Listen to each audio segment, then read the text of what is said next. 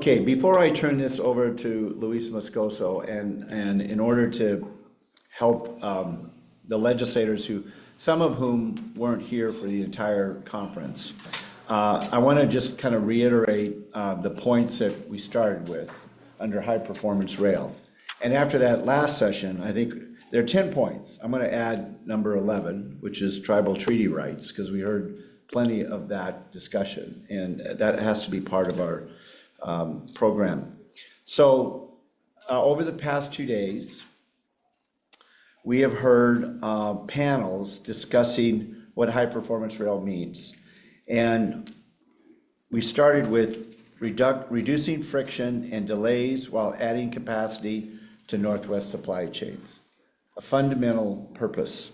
And we heard all from class ones and inland ports, seaports, short line railroads about capacity and supply chain optimization. Number 2, enhancing truck rail transloading of agriculture, green farms to green ports. So that was a topic of 2 sessions yesterday. Number 3, modernizing short line railroads and port access with tax credits, particularly in Washington State and I guess in Oregon too, and then there's a federal 45G tax credit.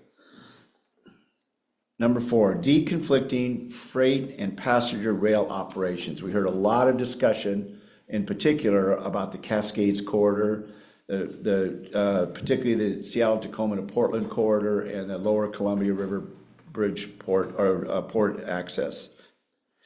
Number 5, adding more rail labor, and thank you, rail labor, for BLET and SMART being here. Tourism, we had a great session on tourism and what it means for rural areas and tying our national parks in.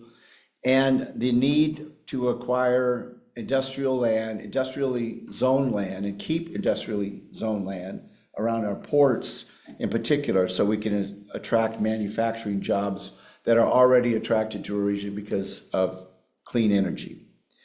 Separating highway and rail traffic at intersections for safety and community access. We covered that with specific examples of Meadowdale Park, which, by the way, when I was on the Snohomish County Council, I put a little bit of money in that project in 1986 to start looking at reestablishing that as a fish passage. It's great to see it's only taken 40 years or so, 50 years.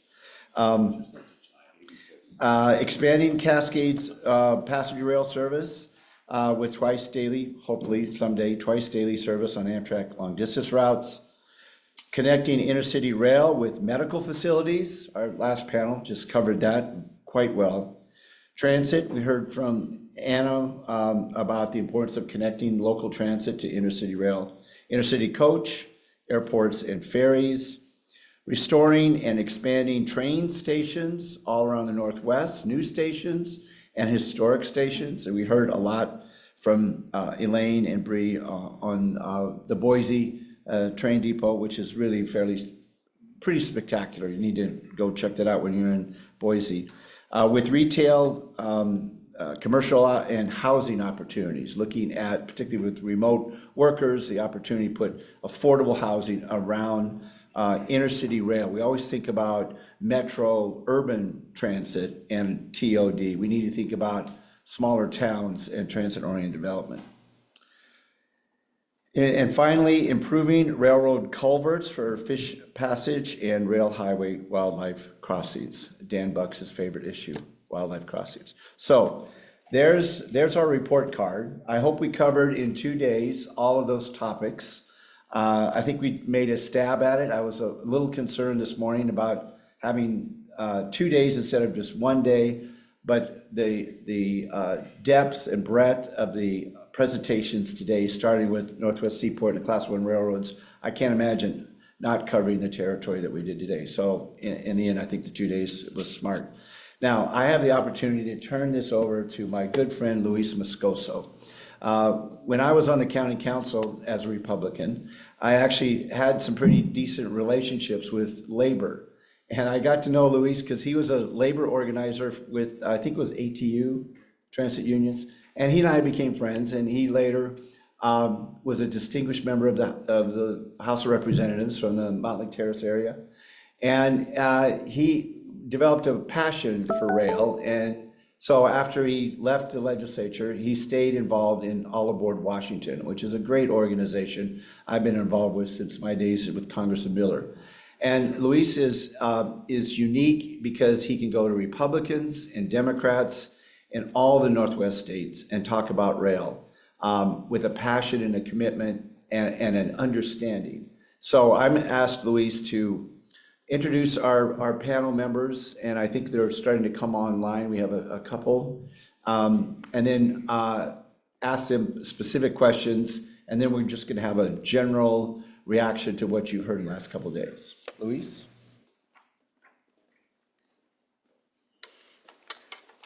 Thank you, Bruce. That was a very generous introduction.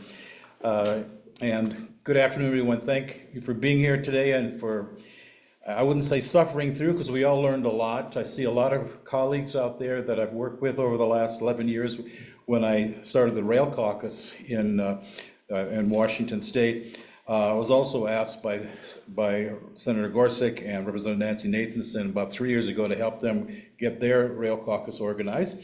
And so we are really working hard on providing legislative leadership. I know my friend Rep. Barkus is waiting for a compliment. I'll save that for later, okay? He has definitely carried the load and done a lot more since I left. I'm not sure who's online yet. Is Representative Nathanson online? Okay. So I'm going to follow the script here. There's no specific order, but I want to make sure we can let each of them have a chance to answer some questions, and then the general melee that Bruce promised. Okay. Anyway, leading off will be Senator Gorsuch. And how can Washington and Oregon legislators develop a joint working group for the Cascades, Vancouver, and Portland by state interest? So you can work together with all the other rail issues that we already know about and are continuing to develop. Senator. Thank you, Luis. As I said earlier, I think we've been lucky to see a fairly good approach by Oregon and Washington about Amtrak Cascades. However, I think that we need to take the next step, and hopefully my Republican and Democratic Washington legislators will agree with me. I think that we need to establish a compact between Oregon and Washington to more carefully and easily make these decisions and talk about these operations in a more focused way. And Idaho could join right in with this as far as I'm concerned. I think that especially when we're looking at North Coast Hiawatha and Pioneer, that it would make a lot of sense actually for the three of us to work together. I think that there's certainly strength in numbers, and we have big challenges in the Northwest in terms of being recognized as an important rail area. I think very frequently we're kind of seen as the backwater. So I think that would go a long ways. Thank you, Senator. And I know there's a lot of questions you've come with for the legislators. You can see they're all in good humor and waiting to answer everything. But we're going to have to let everybody have their say, and especially with Senator Gorsuch and his role with the JTC and Oregon. My next question is going to go to Representative Fye, who I learned a lot as co-vice chair of the House Transportation Committee in Olympia before he is now the chair. So Representative Fye, would it be helpful to take legislators on whistle-stop tours, an example of Tacoma, Vancouver, Tri-Cities, Stampede, and Stevens Pass, to educate them on these issues? And I see you're just eager to answer that question. Well, were you at the dinner that we had last night and talked about this? No, I wasn't invited. You wouldn't mind. Well, that was. I guess. No, I had a secret meeting with some other politicians. Okay. So actually, we had a good discussion. Every year, we do a tour. Every year, we do a tour through the Joint Transportation Committee, which is both bipartisan and bicameral. And we go for 2 or 3 days. And actually, I discussed with a number of people at the dinner table last night about maybe that would be something that would attract legislators to become more acquainted with the challenges and the diversity. I mean, you have a whole diversity of topics here, from, you know, main lines to short line railroads to passenger rail, to railroad conflicts. There's a lot of topics, right? So there certainly would be plenty of time. So I actually was going to pose that proposition to our Joint Transportation Committee staff about whether we could do something like that. Probably it would probably need to be, because it takes a little bit longer to get places. But we could do a 2-3 day tour through the much of the system and acquaint legislators that don't deal with this daily, right? Particularly, but the ones that are what we mostly attract is Transportation Committee members to that, and they're the people that ought to get more acquainted with the diversity of topics about rail. Thank you, and I hope you can appreciate. And thanks for the easy question. Well, I was gonna say, we avoided asking anything about the upcoming budget, so, yes. One farm is on, and I think Denise farm is on, and I'm not sure about Nancy. Okay. So we have 2, so. Well, the next question was for Representative Mannix in Oregon. And we're gonna ask you, how do you attract businesses that need industrial access to rail in Oregon? What's the significance of that, and what can we do better? Let me back into that. I think that there's an important thing to remember for all of our discussions. Rail, whether it's freight or passenger rail, is truly the kind of issue that can be nonpartisan. You can get the Republicans and Democrats together to work on these issues, and that's important. That's why we have a Joint Committee on Transportation, bicameral as well as nonpartisan, or you could say bipartisan.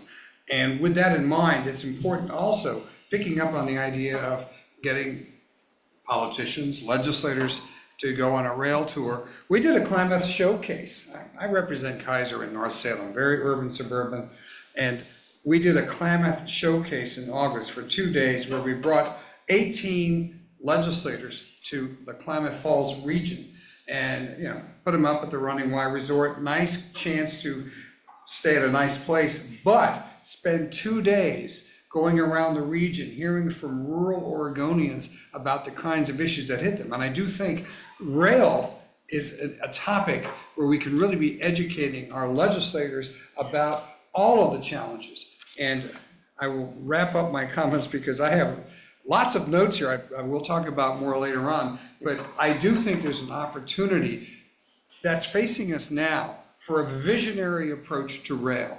And that includes consideration of how freight and passenger rail can be partnered, not be competitive. There are ways you can redo things. That was one big issue about, we don't want to back up the freight trains, but what do we do about passenger rail? There are a host of issues there. But as the conversations go forward, having heard part of the program today, I suddenly realized we could bring in our environmental friends to talk about how what we want to do on rail is going to reduce fossil fuel emissions, is going to reduce congestion on the roads. Those are all important factors. Then our healthcare friends, what we do about rail will help us improve access to healthcare. Another piece there that's very important. Now, so I'm encouraged by this conference. Some of you, well, none of you know this, but I served 10 years in the House and a partial term in the Senate long ago, and I left the legislature in January 2001, came back after 22 years last year, and I've discovered it's a new ball game. Things have changed, but some of us are old school, and we know that you need to work together. And I do think the rail issue is one where we can all be working together. And one other point I want to make at this stage is, it does not need to be competing with other things. We don't need to fight with aircraft. We don't need to fight with those who are worried about the roads. We need to be supplementing it. We need to be showing how we can do better. We don't have to undo other projects. We need to convince the body politic that so much more can be done if we would adopt rail as a critical means of transportation. We could have fun sometime talking about 115 years ago or whatever, when rail started. We saw the 1915 rail cars for those who were wounded in battle.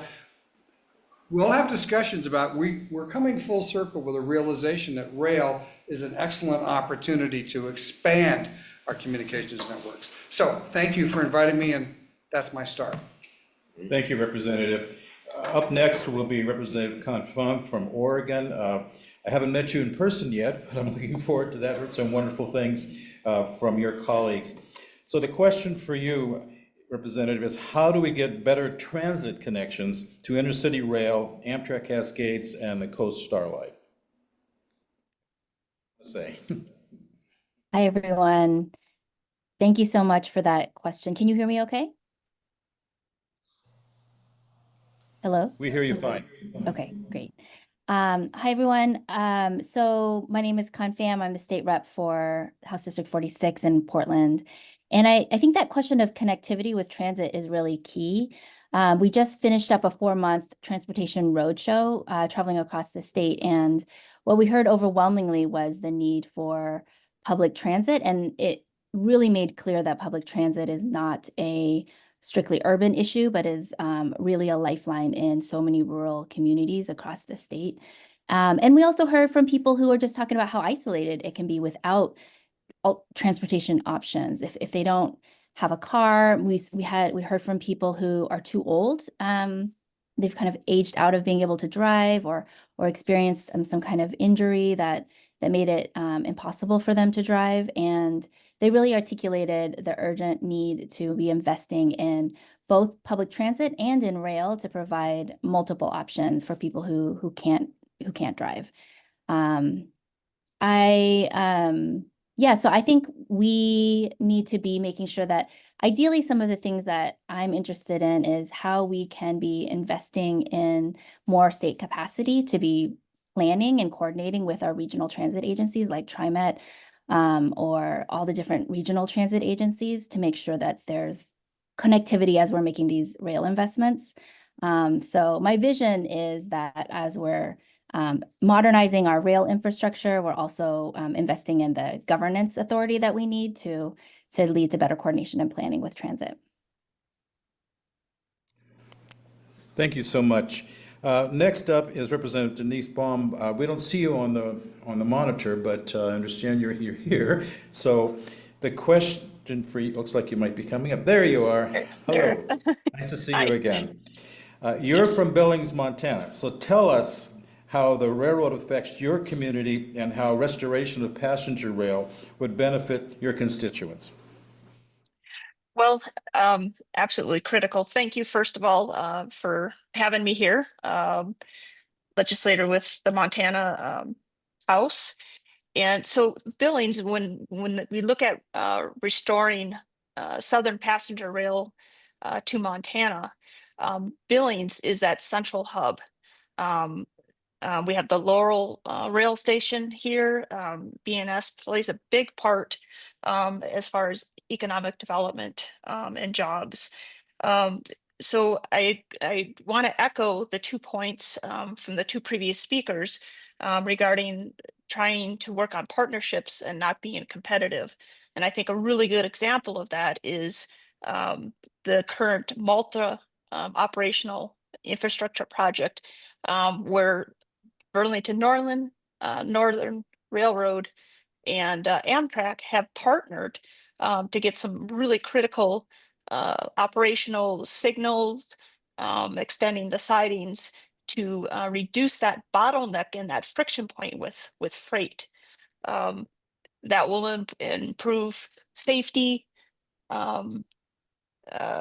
on-time performance, and just overall good. And we're hoping to get that service back to Southern Montana to connect our rural communities. Again, Billings is that #1 hub, and it just brings so many opportunities to our state. And I'm really looking forward to continue to work with Big Sky Passenger Rail as they work through the Corridor ID program, and go forward. Thank you, Representative.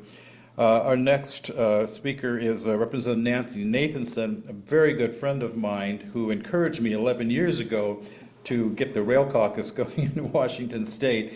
And so I want to ask Nancy, how is community support for the Cascades in Eugene regarding the service improvements there?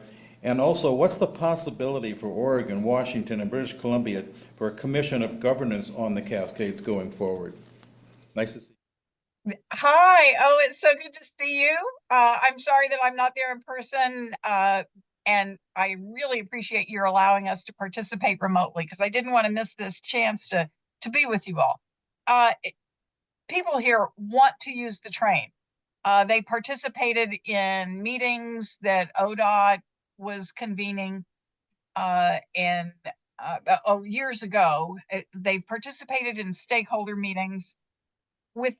When the schedule was changed several months ago, earlier this year, the schedule was changed from a departure at you would say, dark 30, like a 5:30 a.m. departure. When it was changed to 7 o'clock in the morning, ridership increased immediately with no advertising, no PR effort, no anything. People started finding that new schedule and taking it.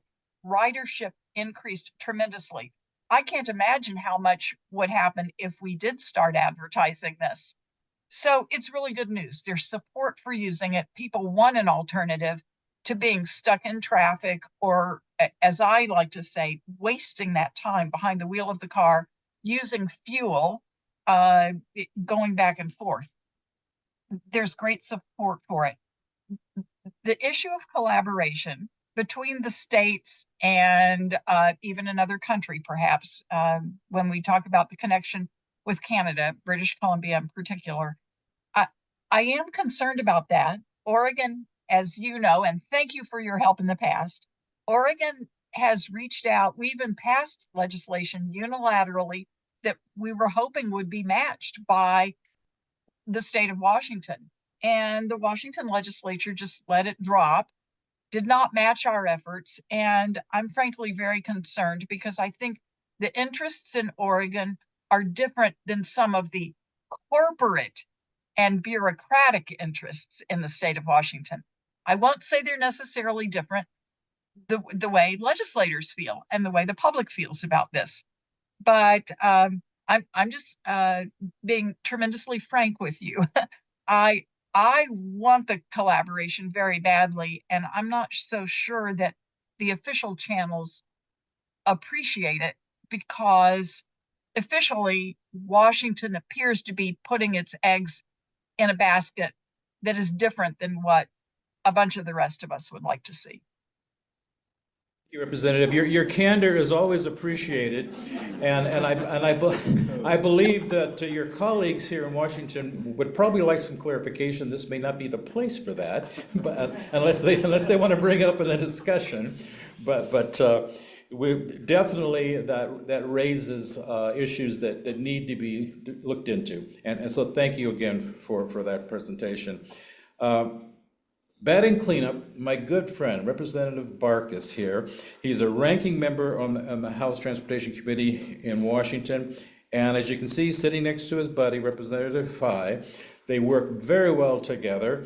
And I want to mention one thing, how the two of them helped us pass a proviso back in 2019 to do an east-west study of the Stampede Pass corridor, which now is really part of the Northwest Hiawatha study. And so that's something that when I worked with All Aboard Washington, something they had been wanting to do for a number of years. There have been other studies done on that before, but Jake and Andrew got it done. And so that's part of what has kept a lot of the folks in the area wanting to know more, and all the board has done a lot of work in Eastern Washington, in particular our Vice President Gary Wirt, who's here today, to talk to the MPOs and RPOs there, Chambers of Commerce and others, to build up the support we need for that. For you, Representative, and Representative Barkas really took over and put the Rail Caucus on his back. I was already gone for 2 years, and he came in and revitalized that and kept things going, and is moving forward as it is today. So, Representative, how can the state best match federal funding to benefit Amtrak and freight infrastructure and ports? Well, thank you. Went off there. No, we're back. Thank you, Luis. Great to see you and great to be here with everybody. And Bruce, fantastic job on this. Lots to go through. And thank you for having it for 2 days, because I had to have my other hat on yesterday in the housing policy in Bellevue, so did that yesterday, and transportation today. So it's good to be here. Nancy, we should talk.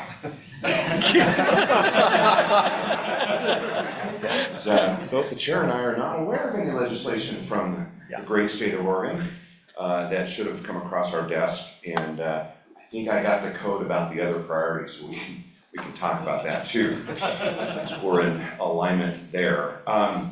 Okay, federal funding. First of all, I'll go off script just a little bit. The Rail Caucus is a unique thing for Washington State, and so it has been great doing that. This last year was a little challenging, trying to carry it out, trying to keep it going with all this stuff. Short sessions in Washington State are brutal, and the more responsibility that we have and the challenges with our budgeting and everything else, the time is just not as much there. But I think we did do good stuff, and the Rail Caucus has always done tours.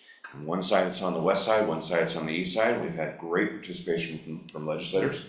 We've been everywhere from the Tri-Cities to this year we were, or the year before, rail in Tacoma Rail and some different things. So we've had some great success with the Rail Caucus. So the state of Washington, what we've done is to make sure, and I would compliment the rail division. I think they're starting to step up their game a little bit more. Got some new folks in there that are taking the lead and communicating with us a lot. When we look at our work and the budget work, we specifically look at rail. We specifically look at what the state is doing. Where are those investments going? And I can tell you that we have done quite a bit of work to make sure that we've invested in our short line infrastructure in the state of Washington, the PCC. Very proud of that work, of being able to get the matching grants, being able to get the funding, the federal funding and everything that we've done there, plus the work that we did in the Move Ahead Plan, et cetera, for the support of a very critical piece of infrastructure in Washington State. In addition to that, working with the ports throughout the state, Spokane, with their facility here, a lot of different areas where we've done that. And where we come along is to make sure that those funds are there so that the federal funds are attractive and that process works. And it is a process, as you've heard through the last 2 days, working with the feds. Apparently there's billions of dollars available, so see the guy in the white shirt back there, if you want more. He apparently for a fee will show you the way. No. It's good to know. But it is, even though those dollars are present, and even though we hear a lot about the infrastructure thing, it doesn't mean that they're just laid out there for us to go get. It is a challenge. It is a lot of work. I know that with relation to the Amtrak Cascades, the new equipment, the federal dollars, with relation to the Amtrak Cascades corridor, a lot of the improvements, whether it was the Point Defiance bypass or the work in the Vancouver rail yard or other areas that are critical that have been part of the plan for a long time, and more is needed to do. All those things have a federal component to it, and the state needs to be able to be there to support that. We have allocated appropriations that we work within the rail division. Most of that goes towards the operation of the Washington State portion of the Amtrak Cascade service as a state-sponsored service. And then the balance would be, I would say, through our short line work and other infrastructure improvements that we can do. So very glad to do that. Hope we can talk a little bit more about east-west stuff. I know that that has been a big push for all aboard Washington. Was glad to do that study, amongst other things, talking about the possibility of better service to Spokane. I would have loved to take the train to Spokane last night instead of flying. That would have been fun. But there is a lot more work, and I know that the chair and I, it's a never-ending struggle when it comes to revenue and the budget. Announcing that What we're facing again in front of us. I don't think we've had a session since we've been together doing this work where we have just had an easy go of it. It's always there, but I can tell you that both the chair and I have, and he has given me a lot of latitude to work in the area of rail, a lot of support for rail in Washington State. Thank you, Representative. And now for questions. Can we jump in? Yeah. First of all, I really appreciate what we're hearing here tonight, or this afternoon, but I'd like to throw out the thought that sometimes we need to step above bureaucracy, whoever's bureaucracy it is. And I can imagine a Greater Northwest Rail Caucus composed of legislators from Montana and Idaho and Oregon and Washington, an informal association where we gather and discuss the big picture stuff so we can see how do we engage with the federal government to get them to be more munificent, how's that for a word, more generous to help us with our projects. We've managed to pull off a coup as to the I-5 bridge in terms of federal funds. And perhaps we could pull off a coup about rail improvements in the Northwest if we just sat down without the rigidity of our own bureaucracy, which is legislative, or executive bureaucracy, which is our departments of transportation. Because we're like a board of directors, we're citizen legislators. We're supposed to have other jobs, and so we're not fully engaged, at least in Oregon, if that's the way it is. Part-time, yeah. We're part-time legislators, but we can be engaged in this issue, I think, talking together about what we might do. I'd like to just throw that out as something to keep in the back of our minds so that when we're not in session, we can get together and talk about a package. And I want to mention too, the federal government in terms of our Native American tribes and the response, the failure of the government to respond. What if we all came together with the tribes and said, here's how you can make do on your treaty obligations. Maybe we should have some more land set aside for additional rail lines where we partner with the private sector, put in a rail. I'll stop with this one statistic. One of our 30 senators represents 43% of the land in Oregon. And 53% of the land in Oregon is federally owned still. So there is an issue there about how much of that federal land might be put into adding to the land available for rights of way, et cetera, et cetera. But yeah, one senator, 1/30 of our state is 43% of the land. There are tremendous opportunities to serve areas, and I'll stop myself from wanting to go on about this, but I do think our colleagues from Washington, Idaho, Montana, we could get together and see if there's some way we get the federal government to come up with a big package of assistance where we also work with our Native American tribes to say, look, let's make up for the 150 years of what's been happening. All right, I'll stop. Thank you, Representative. And I think your idea about an informal, group to have this discussion is a great idea. Leading towards someday an interstate compact would be great. And I know that Bruce Agnew has some ideas about how we might have a working group, to help facilitate the beginnings of all of that. So any questions from the audience or other legislators want to say something? Well, I would just turn off now. There's, I would think, well, we have it. I mean, Pinwar has been fantastic, and in the conferences that we've had, have dedicated time to have those conversations. And I think many of us have met, legislators have met informally through that process. So that would be the platform to continue to do that. And it's also something that's already kind of on our schedule. So not having to add yet another thing to our schedule would be kind of good. But the compact idea, I do believe we've had this discussion a lot, especially between all aboard and the Oregon parallel to that. So happy to continue to talk. Would any of our legislators online like to make any comments?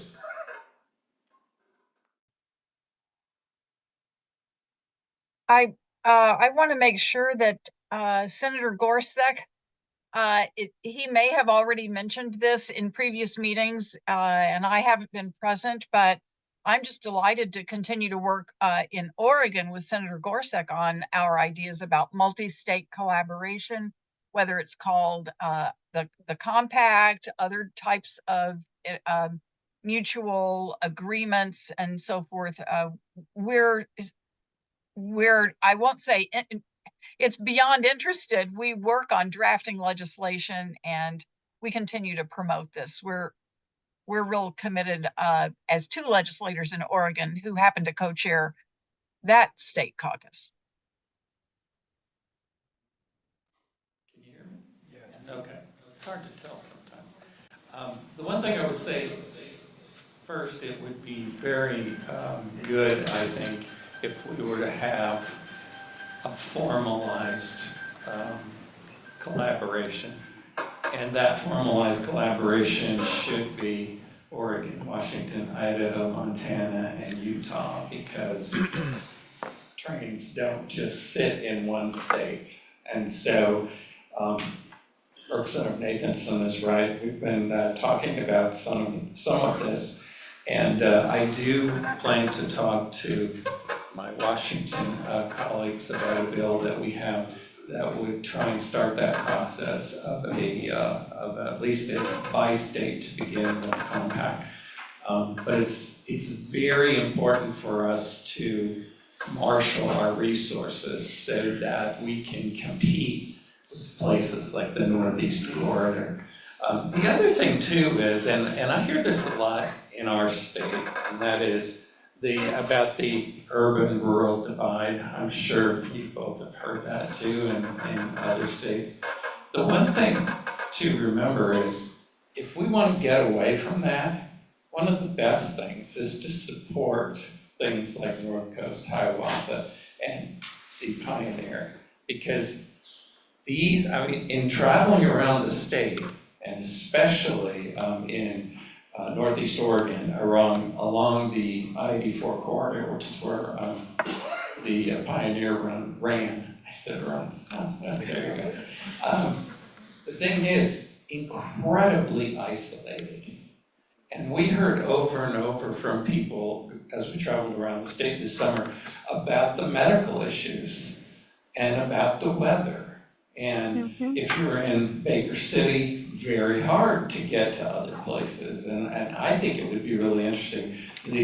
Your research, I think it would be very interesting to do that same research in the Pioneer Corridor. So I think there's more to be gained by us all working together. Anyone online?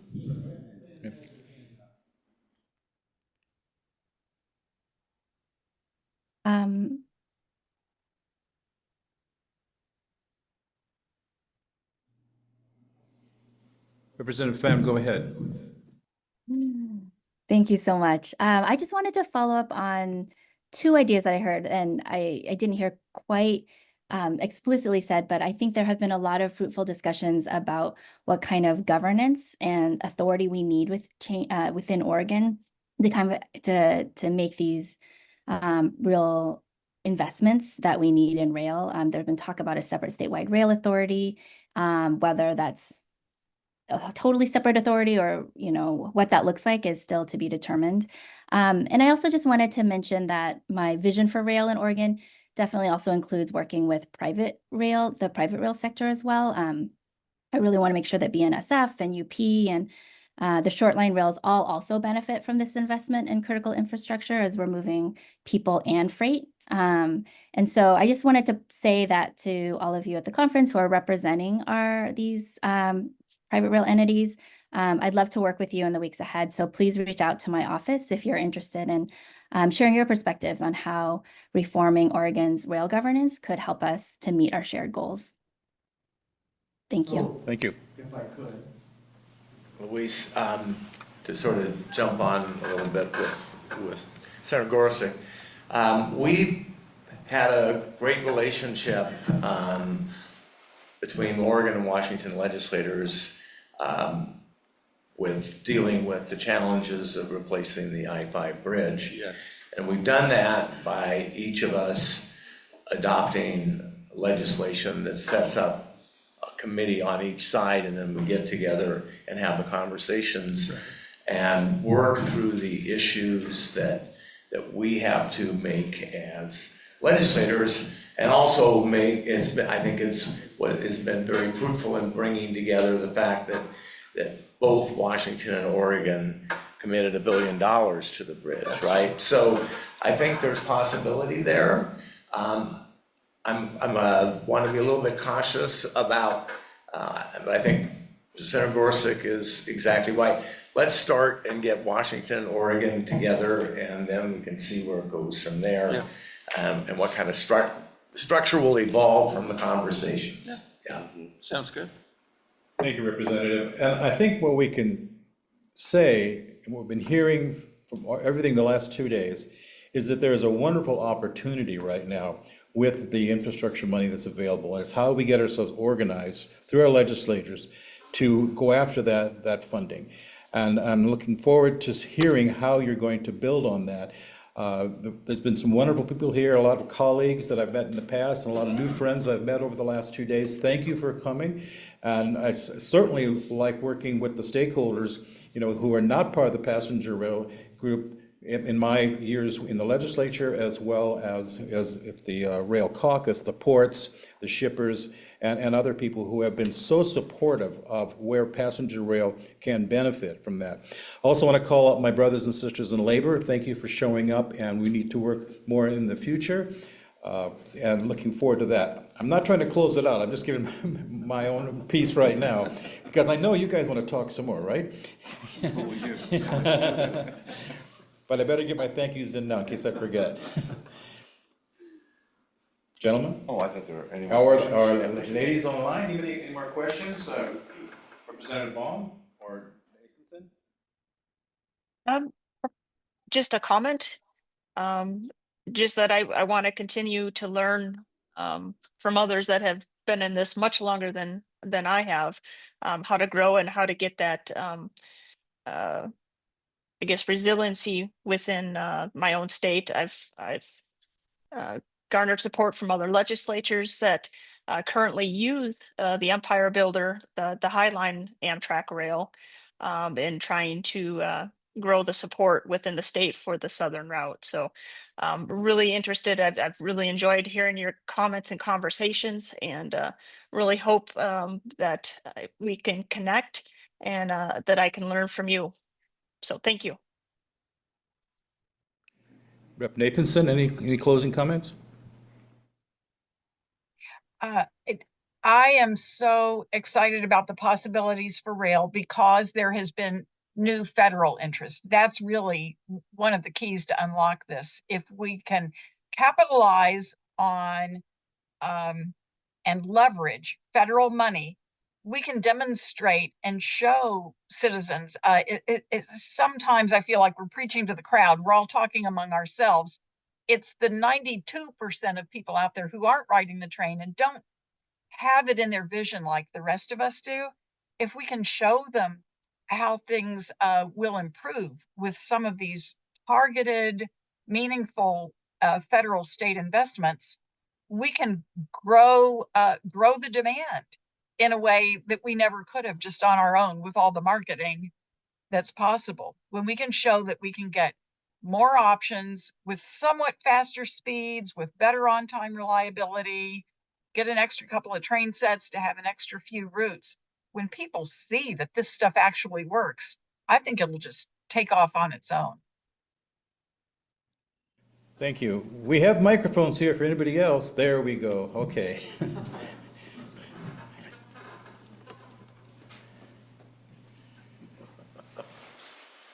Thank you, Representative Galloway from Montana.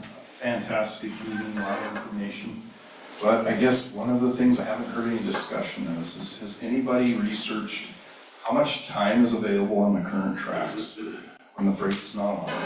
How many passengers are we currently hauling? Are they at capacity? What's the, everything I've ever done in business and even in government, it all comes down to basic numbers. Yeah. And I haven't seen or heard anybody discuss basic numbers, and I'd love, if somebody's done that, to start sharing some of that, because to me, that's where I've always been able to either build a business or build support from constituents. Is by being able to show, here's what we're doing, here's what could be done, here's where we could expand with very little investment, or at least you know where you've got to get to a break-even point. Because we all want things to support themselves. There's a lot of good causes here that can demand support from other areas to balance people's lives.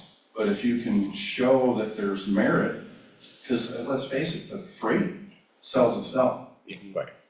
I've heard those numbers, Yeah. but I'm not hearing any numbers on the passenger side. And I really think that if we haven't done that research, we really need a group to do that. I would just add that there is data, and there has been. I mean, our Washington State Rail Division, of course, keeps track of passenger usage and demand and everything else.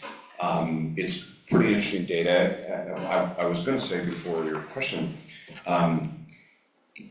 this isn't a new topic. I was reading information, and I'm gonna acknowledge Tom White, because Tom and Bill is here. People have done work for 30 plus years on this, and if you've read the long range plan, it's probably one of the most detailed plans I've ever read. And guess what?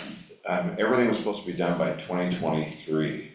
Because that was way in the future. Because it was all like in the 80s and 90s. 2023, I think we're going to be flying cars by then. But here it is, 2024. So, we're still kind of talking about it. We're still a lot of these things. So, to your point, those plans exist. They have numbers. They have data. They had these elements, and they're being incorporated now by Washington State into the service development plan that is required for being part of the federal consideration for the dollars. So in my conversations with the two primary class ones, UP and BNSF, and even again today, getting together again to start talking about what are they're private companies. So what they're willing to share with us as far as their capital improvements or their capital budget, or which siding they're gonna do, or which control situation or whatever. So I asked if we can have further detailed conversations so that can overlay with plans that already exist, and then dollars that come alongside that, and then you can match the dollars. But the ridership is amazing, and what you just heard about, just a change in an hour and a half of a departure making a difference. Was looking at that the other day, just thinking about some meetings down in Vancouver that we have coming up. You can't do it. The frequency's not there, the return trips, the wrong time, and we should have 13 or 14 round trips right now, and I think we only have, 8? We just went to a couple more.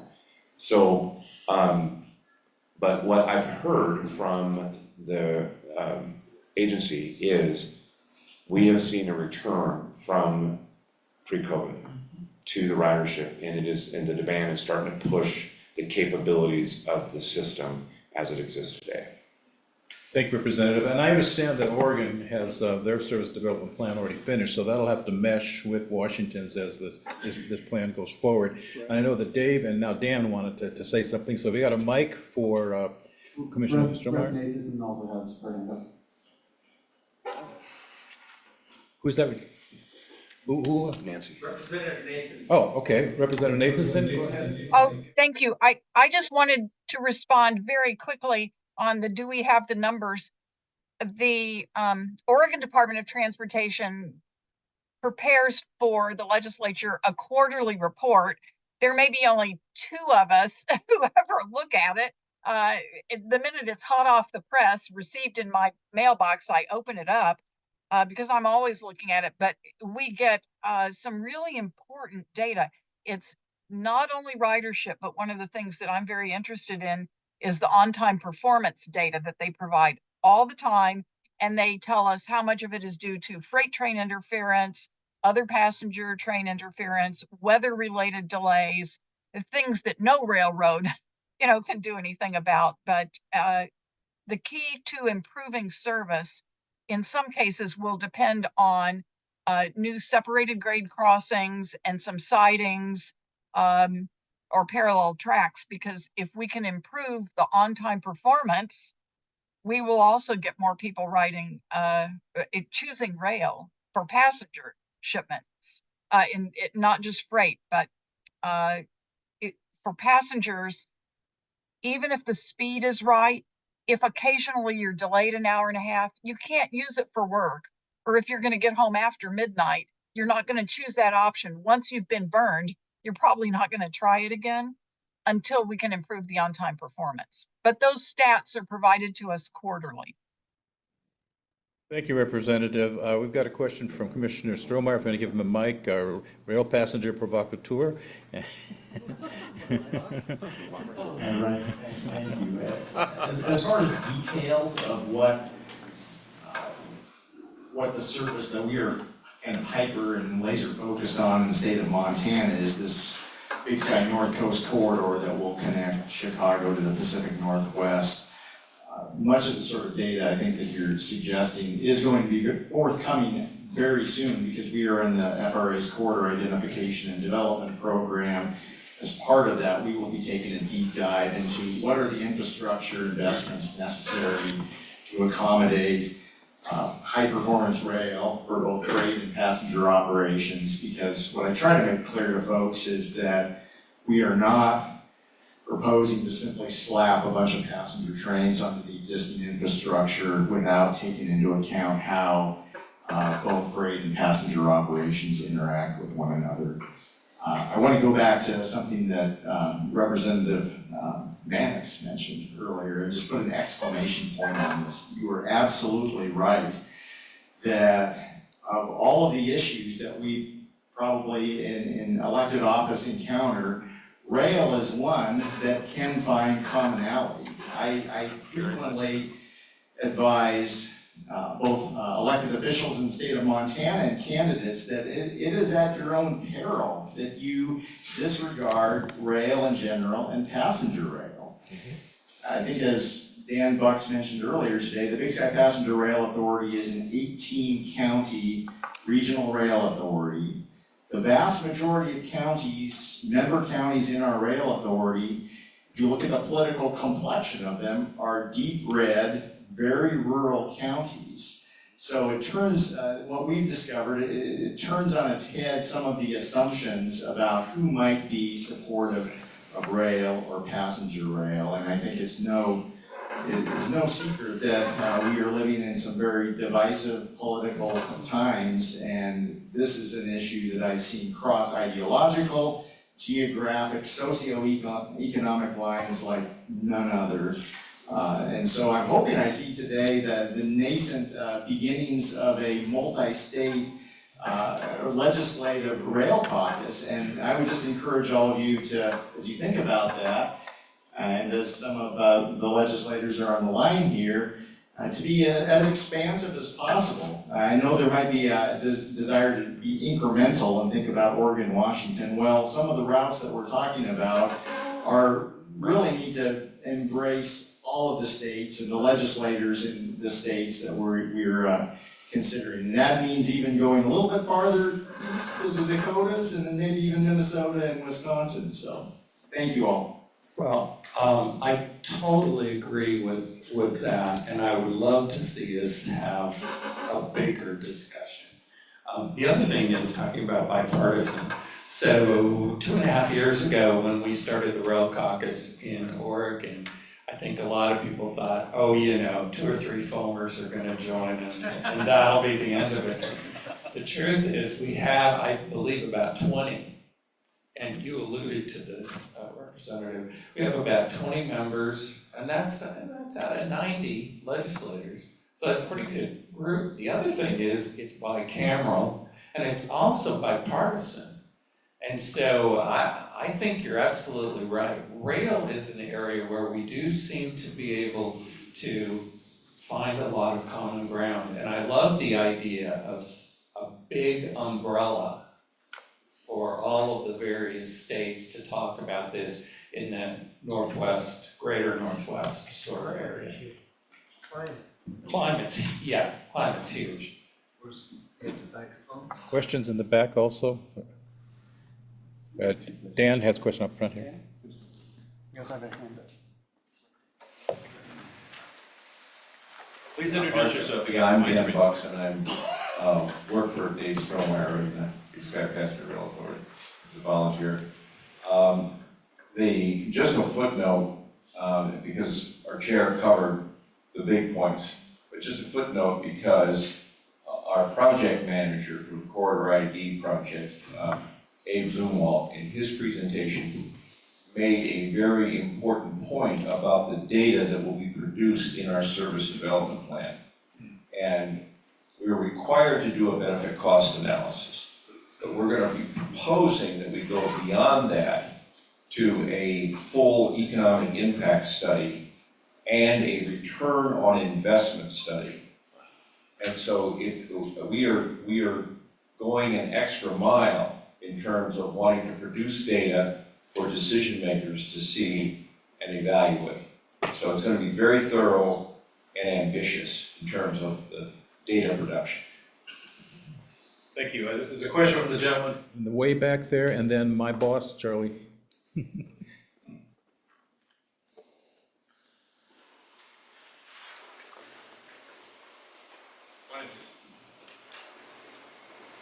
Wanted to say good things about Can you introduce yourself first, please? Oh, Paul Fleming-Rail. Thank you. I wanted to say good things about ODOT, Connect Oregon, and WashDOT for app. Those are really good bang for buck, leverage quality private investment. And the other thing I wanted to say is the short lines are essentially your capillaries as far as carload development. And you know, if you look at needing to put a new, not just a mega site like a big transshipping into import-export, but something that's quality jobs, value-added, processing and manufacturing. Those things could go on most short lines next week in terms of our bandwidth to soak that business, serve that business. And the class ones, for all the great qualities they have on the long haul, if you want to put a new switch in, first it's going to be a couple years of red tape, and then it might be $2 million. And so we can really bring those carloads, bring those quality community jobs on pretty quick. The one difficulty we do have, and this is even in Eastern Washington, Eastern Oregon, there's really not much inventory alongside our rail lines of stuff that's properly zoned. And even if we can convert that business fairly quickly without that zoning, what are we competing with? We're competing with something that's going to be a big box retailer or a distribution center or residential development. And so with some of the things that are going on right now, looking at the cost of housing, how do we streamline this? Do we create some shortcuts with the growth management kind of things? I think if we could look into zoning, including in agricultural communities, that would make build site inventory essentially. I think that would be helpful to the Northwest, sort of getting closed out to that job creation. Thank you. That's some wonderful information that we need to work on. Maybe if you could maybe write that up for us also. Last question to my boss, Charlie. Thank you. I'm very excited to hear all of the interest in multiple state cooperation. Back in 2020, there was a letter that was signed by 8 US senators supporting rail in this region. And as a result, a couple of us got together and created the forerunner of what the compact should look like. And so if you are interested, and I say this to all the legislators, we're ready to do this. We exist, we can be in operation tomorrow. So if you want to start to jumpstart the interstate compact process, you know, even if it's just something informal for now, we're ready to do it. Thank you, Charlie. Somebody said, Nathanson may have a question. Nancy? Did you have your hand? I wanted to make a comment in response to Washington embarking on a project to do return on investment, which I am so happy to hear about. One thing that concerns me, however, though, is in thinking about return on investment and also full cost accounting. In the past, in Oregon, we've had people object to any kind of grant or subsidy, whether it was at one time or for operating costs for trains, because they were talking about the subsidy for, pardon the language, butts in seats, the per passenger subsidy.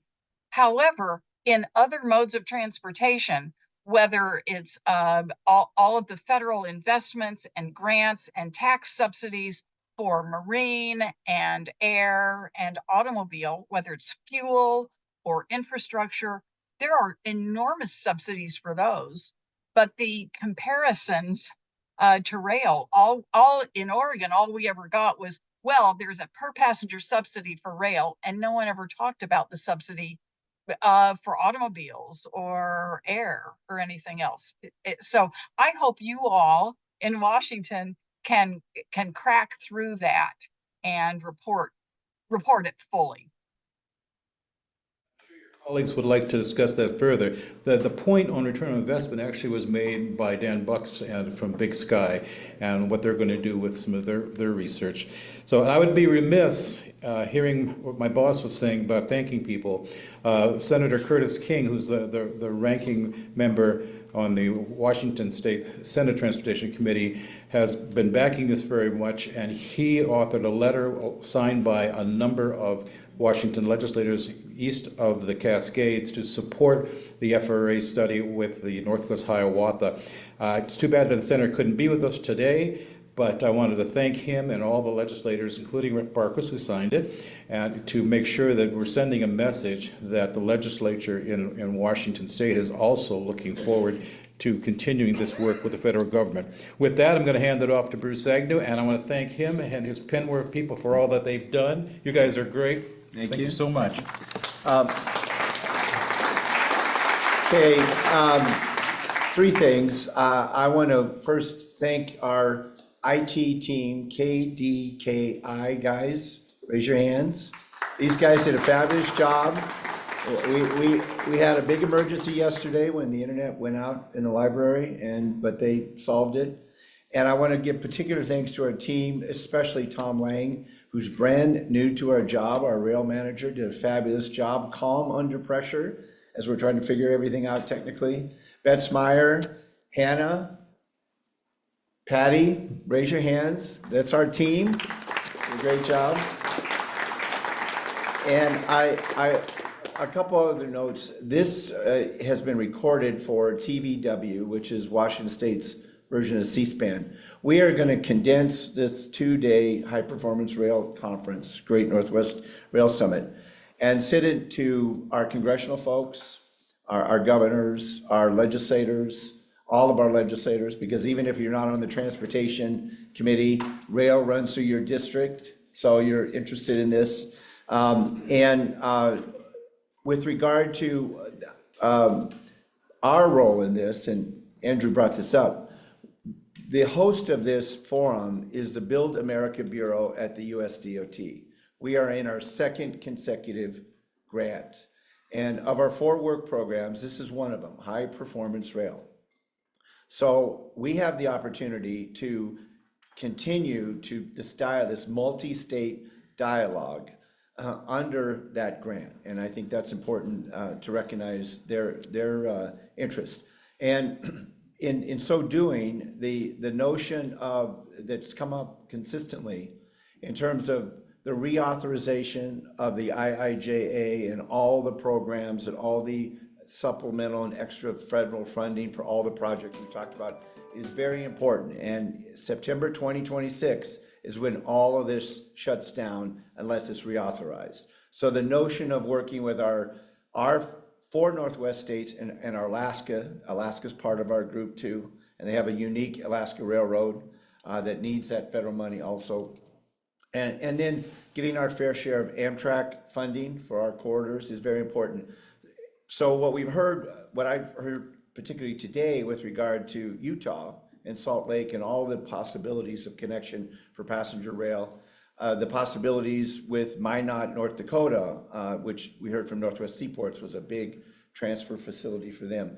So when we look at least at the federal issues in terms of corridor, Amtrak funding, federal rail funding, the power of our Intermountain and Northwest congressional delegation, it makes sense for us collectively in the next 2 years to come up with a strong position in terms of funding and partnerships, and both for freight, for people, for communities, and for tribal nations. So how we end up doing the governance on the corridors under the CID, for instance, there's a requirement, Big Sky will lead it, to bring all the governments along from Chicago to Seattle. So that is a corridor. They will take the lead on pulling together the corridor folks to meet those grant requirements. Cascades corridor is the same. We have 3 projects that are relevant. You heard about our Cascades corridor team with Andrew, working with WashDOT and Amtrak and ODOT and BNSF. We have Big Sky as our partner. We actually fund some of their projects. Valley Regional Transit, the Boise folks, and the efforts to try to get the Pioneer designated. Those are all corridors. And then we also include Canada in PNWR. So British Columbia, Seattle and Vancouver co-hosting the FIFA World Cup, which is bigger than Super Bowl, bigger than the Olympics. Getting rail going on that corridor, working with Rocky Mountaineer, which is a Canadian-based company. There's interest in Montana in connecting Alberta to Montana on rail. So we need to think big about this, how we put together the compact, or we can discuss that. That's a further discussion. But the good news is, for the first time ever, we have brought together the folks interested in moving freight, supply chains, with the people interested in moving people, and impacts on the community in terms of grade separation and wildlife crossings and fish passages. And most importantly, the tribal nations have a voice now in this discussion. So I think we've accomplished a lot in the last 48 hours. So thank you, everybody, and drive or fly or travel safely. Was there a last? Charlie, you all aboard Northwest.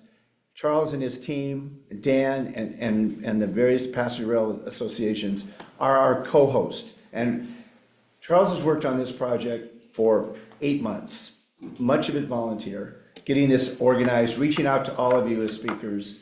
And you have the last word, Charles. Thank you so much. Thank you. And as I said earlier today, this is now the official 3rd annual passenger, well, not originally the Passenger Rail Summit. Now it's just the Rail Summit for all the reasons that we've talked about, freight as well as passenger. But really, this is actually the 5th gathering that we've had since 2020. And our friends in Montana started it, and then it's grown from there. And so we're so happy that everyone has participated. Just so you know, we had 111 people sign up, and we had 49 people on Zoom. And we're thrilled that all of you came, or that you participated, and we can't wait till the next one. Thank you.